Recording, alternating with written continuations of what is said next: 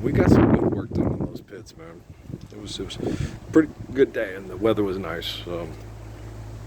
I'll eventually get them done. I really want to get them done. Within the next 2 weeks, I want to get those horseshoe pits laid down, clean out the shed. I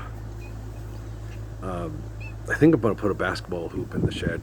Yeah, I'm going to get one of those portable basketball hoops.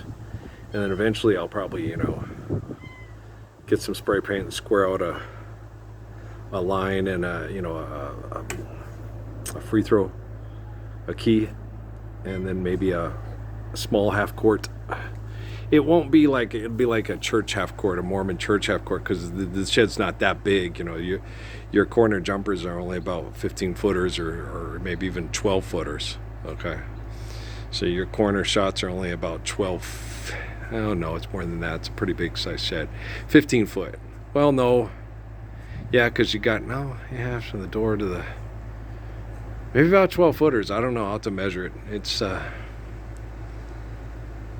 is that shed 30 by, it's no, because it's, the cornhole things are all the way from one end to the other. That shed's about 40 feet long and about 20 feet wide, 24 feet. So it's about 12 footers from the corners. Okay.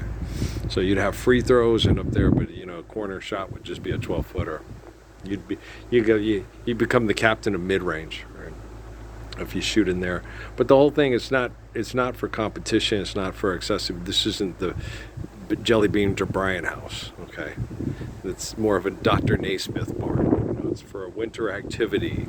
So you could go out there in December if you can't sleep at 1 o'clock in the morning and turn on the light and go out there and shoot free throws and layups, okay, and mid-range shots for an hour till you got ready to go to bed. It's just a winter activity. It's just a good activity. It's not the sun's there, right? It's just a good activity. It's a good activity, right?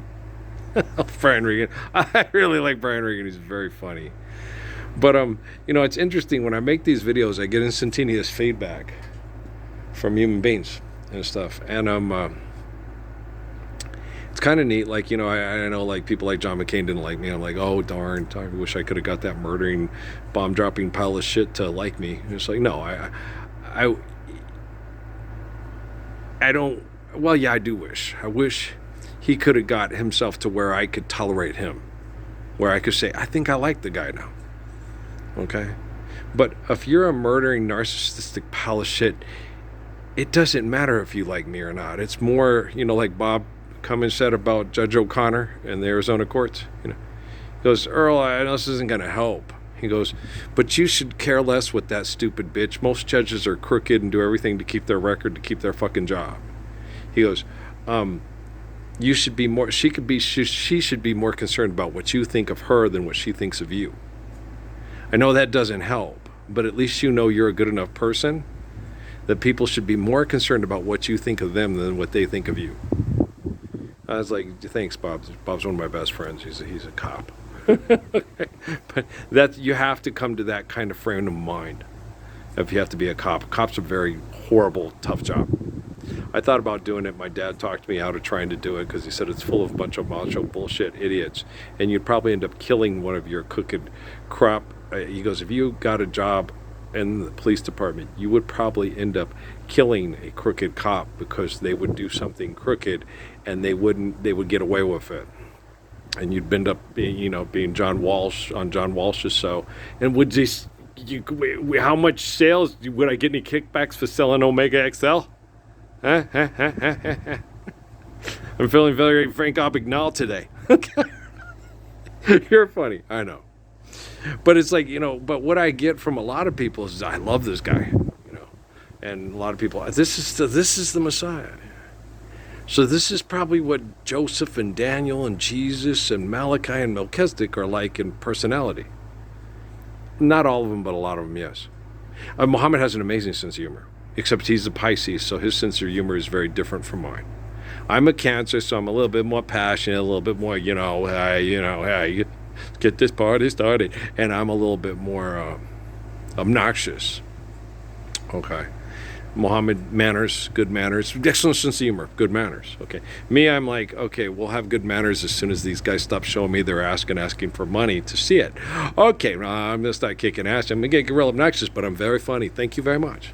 No, I'm the funniest person I know. Well, because live the Lord's Prayer and then things can be funny. If you're not living the Lord's Prayer, you're just being a jerk for money, thinking it's funny, and I just might have to use technology to kill your ass. And that don't hurt my feelings at all. Okay. So I wouldn't lose sleep over it. Wow, a guy who used to drop napalm on people and thought it was fun in Vietnam was just decapitated by his garage door opener. Oh, wow. All right. Good job, AI. Good job. It was clean, quick, swift. Yeah, well, okay. Thank you very much. Thank you. Protect yourself from mayhem. Money ain't going to keep you safe. Technology used to manipulate people with money ain't going to keep you safe. Okay? We're already post-apocalypse. This is already done. Okay? Like I told the guy at the public schools Las Cruces, this is comparison and contrast. Okay? You compare yourself to me, I am a righteous person who's faithful. And David Rockefeller is collecting all the scientific evidence. Well, he set that up for you with the Patriot Act and the surveillance network. What did David Rockefeller do when he was in the U.S. Army, Ralph Earl Parsons Jr., or Irwin, who knows everything from Brian Regan's school when he was in school? He was in espionage, Ralph. David Rockefeller was involved in espionage. That's a hummingbird, okay. Yeah, he was involved in espionage. Okay, where eagles dare. Yeah, me. I delivered meals and flushed toilets. They tried to direct me to be a combat controller, complete idiots, right? We took stuff out to them. I was like, oh God, what a bunch of idiot, fucking stupid jocks that you just like. He was like, hey, dude, if you can't start acting right, I'm gonna take Jake Gyllenhaal by the ankles and knock your teeth out with his forehead. Alrighty then.